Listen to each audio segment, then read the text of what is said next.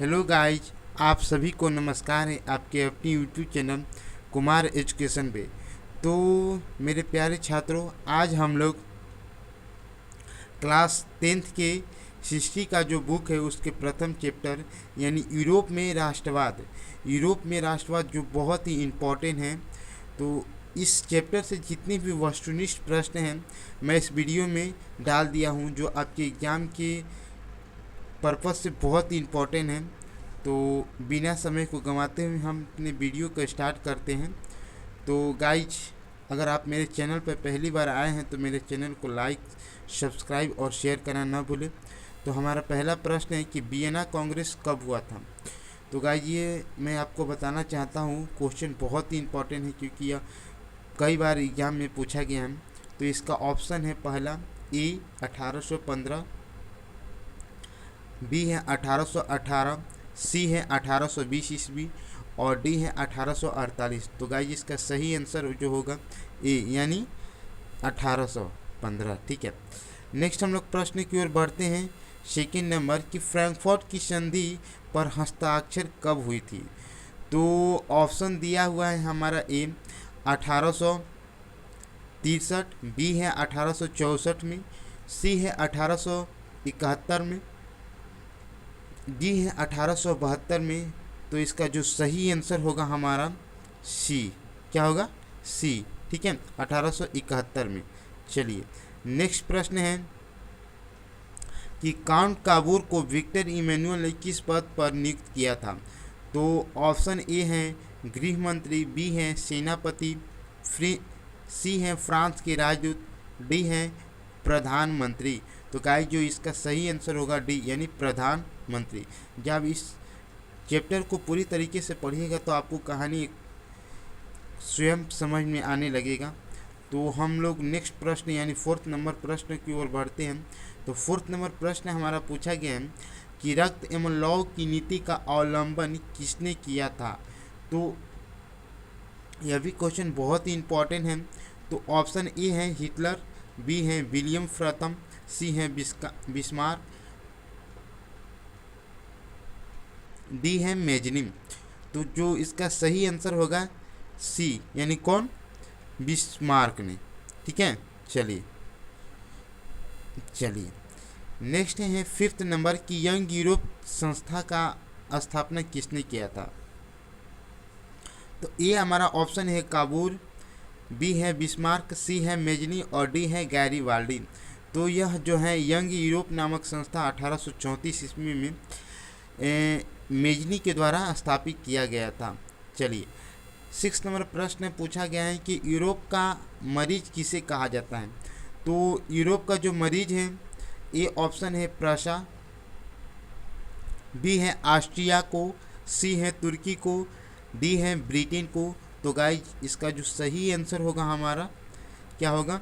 तुर्की यानी सी। ठीक है, 7 नंबर प्रश्न है कि जर्मनी राइन राज्य का निर्माण किसने किया था।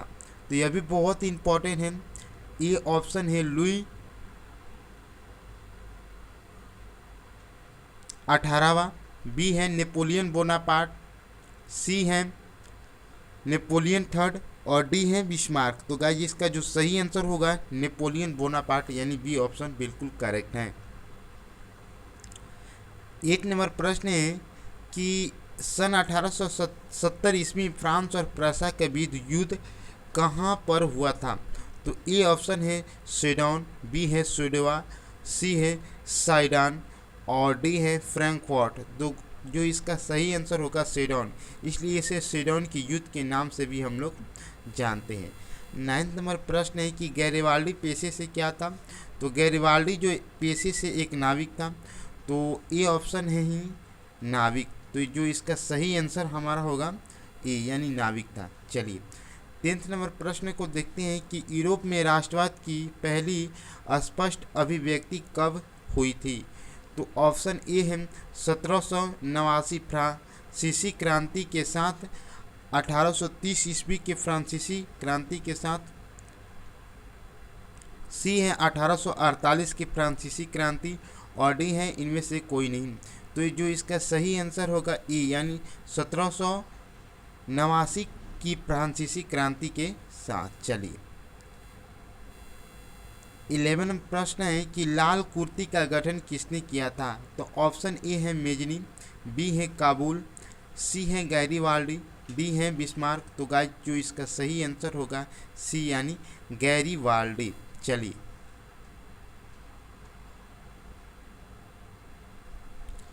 12 नंबर प्रश्न है कि जाल्वेराइन संघ की स्थापना किस वर्ष हुआ? ऑप्शन ए है 1830, बी है 1832, सी है 1834, डी है 1836। जो इसका सही आंसर होगा सी यानी 1834 में। चलिए नेक्स्ट प्रश्न है कि गास्टिन की संधि किस वर्ष हुई थी? तो जो इसका सही आंसर होगा बी यानी 1865 में। चलिए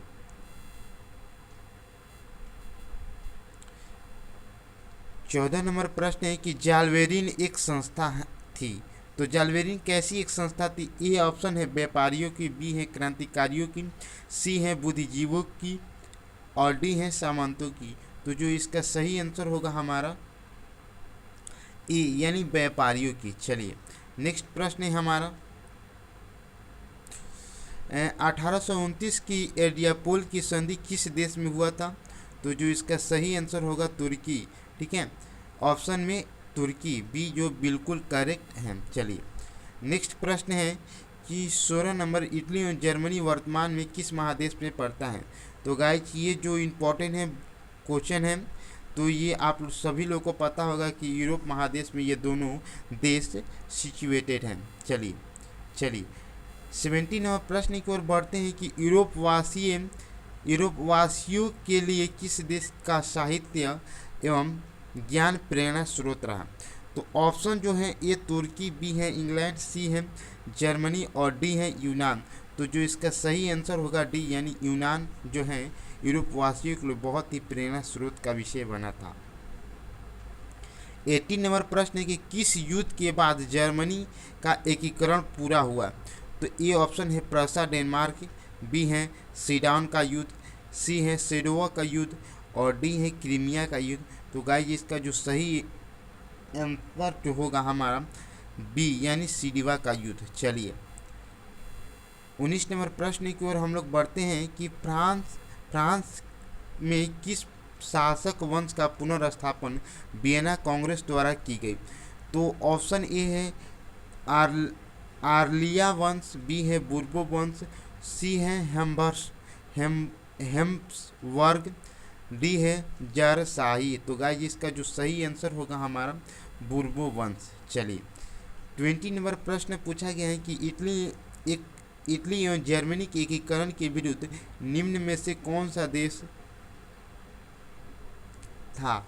तो ऑप्शन ए है प्रशा, बी है रूस, सी है ऑस्ट्रिया और डी है इंग्लैंड। तो जो इसका सही आंसर होगा सी यानी ऑस्ट्रिया जो थी इटली और जर्मनी के एकीकरण में बहुत बड़ी बाधा थी। चलिए 21 नंबर प्रश्न की ओर हम लोग बढ़ते हैं जो पूछा गया है कि मेजनी का संबंध किस संगठन से था? तो ए है लाल सेना, बी है चेका, सी है लाल कुर्ती और डी है कार्बोनरी। तो जो इसका सही आंसर होगा डी यानी कार्बोनरी बिल्कुल करेक्ट है। चलिए 22 नंबर प्रश्न पूछते कि सेडोन का युद्ध कब हुआ? तो जो गाइज ऑप्शन दिया गया है कि 1867 में, 1868 में, बी है सी है 1870 में और डी है 1871 में। तो जो इसका सही आंसर होगा 1870 में सेडोवा का युद्ध हुआ था।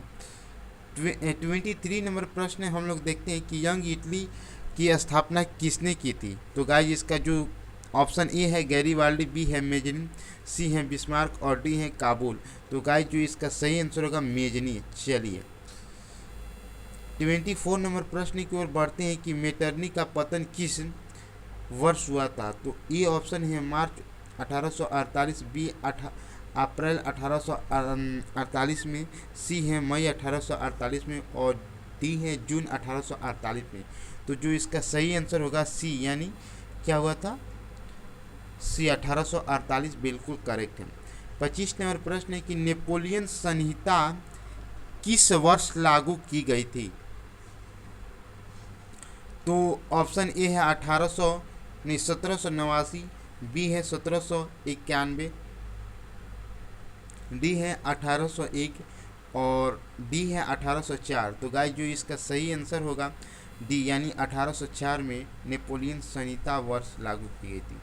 26 नंबर प्रश्न की ओर बढ़ते हैं। तो यह पूछा गया है कि इटली और जर्मनी के एकीकरण का विरोध कौन था। तो इटली और जर्मनी का विरोध जो था वो ऑस्ट्रिया थी। कौन था? ऑस्ट्रिया। चलिए 27 नंबर प्रश्न की ओर हम लोग बढ़ते हैं कि जर्मनी का एकीकरण किस वर्ष पूर्ण हुआ। तो ऑप्शन है 1866, बी है 1864 और सी है 1870, डी है 1871। तो जो इसका सही आंसर होगा हमारा डी, यानी 1871 बिल्कुल करेक्ट है। चलिए 28 नंबर प्रश्न की ओर बढ़ते हैं कि वियना सम्मेलन का अध्यक्ष कौन था। तो ऑप्शन है नेपोलियन बोनापार्ट, बी है लुई 18वां, सी है चार्ल्स अल्बर्ट और डी है मेटरनिक। तो मेटरनिक जो था ऑस्ट्रिया का चांसलर था, वही इसका अध्यक्ष था। चलिए 29 नंबर प्रश्न है कि गीजो कहाँ का प्रधानमंत्री था। तो ऑप्शन ए है प्रशा, बी है तुर्की, सी है फ्रांस, डी है स्वीडन। तो इसका जो सही आंसर होगा फ्रांस का था। ठीक है। चलिए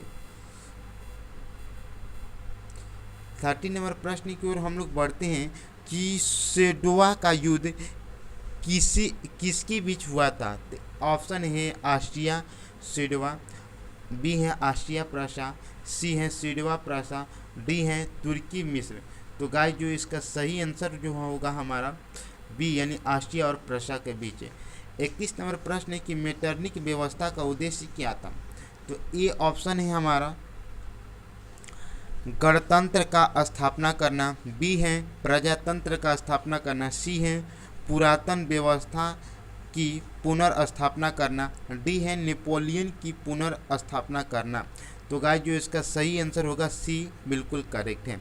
चलिए 32 नंबर प्रश्न की देखते हैं कि वियना किस देश की राजधानी है।